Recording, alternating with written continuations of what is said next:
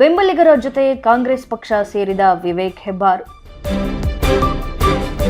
ಯಲ್ಲಾಪುರ ಕ್ಷೇತ್ರದ ಯುವ ಮುಖಂಡ ವಿವೇಕ್ ಹೆಬ್ಬಾರ್ ಇಂದು ಅಧಿಕೃತವಾಗಿ ಅಪಾರ ಬೆಂಬಲಿಗರ ಸಮ್ಮುಖದಲ್ಲಿ ಕಾಂಗ್ರೆಸ್ ಸೇರ್ಪಡೆಯಾಗಿದ್ದಾರೆ.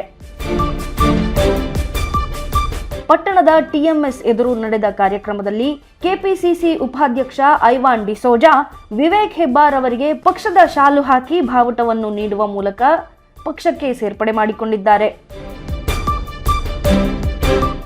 ಇದೇ ಸಂದರ್ಭದಲ್ಲಿ ಬನವಾಸಿ ಭಾಗದ ಮುಖಂಡರಾದ ದ್ಯಾಮಣ್ಣ ದೊಡ್ಡಮನಿ, ಮಂಗಳಾ ನಾಯಕ್, ಸಿದ್ದು ನರೇಗಲ್, ರಘು ನಾಯಕ್, ಪ್ರಕಾಶ್ ಹೆಗಡೆ, ಗಣಪತಿ ನಾಯ್ಕ ಬಾಶಿ, ಪ್ರಶಾಂತ್ ಗೌಡರ್, ಜಿವಿ ಹೆಗಡೆ, ಸುಭಾಷ್ ಮಡಿವಾಳ, ನಾಗೇಂದ್ರ ಮಡಿವಾಳ, ಸತೀಶ್ ನಾಯ್ಕ, ಸುರೇಶ್ ಗಡಿಗೇರಿ ಸೇರಿದಂತೆ ಬನವಾಸಿ ಭಾಗದ 10 ಪಂಚಾಯತ್ಗಳಲ್ಲಿ ಬಿಜೆಪಿ ಕ್ಷೇತ್ರದಲ್ಲಿ ಸಕ್ರಿಯವಾಗಿದ್ದ ನೂರಾರು ಜನರು ಕಾಂಗ್ರೆಸ್ ಪಕ್ಷವನ್ನು ಸೇರ್ಪಡೆಯಾಗಿದ್ದಾರೆ.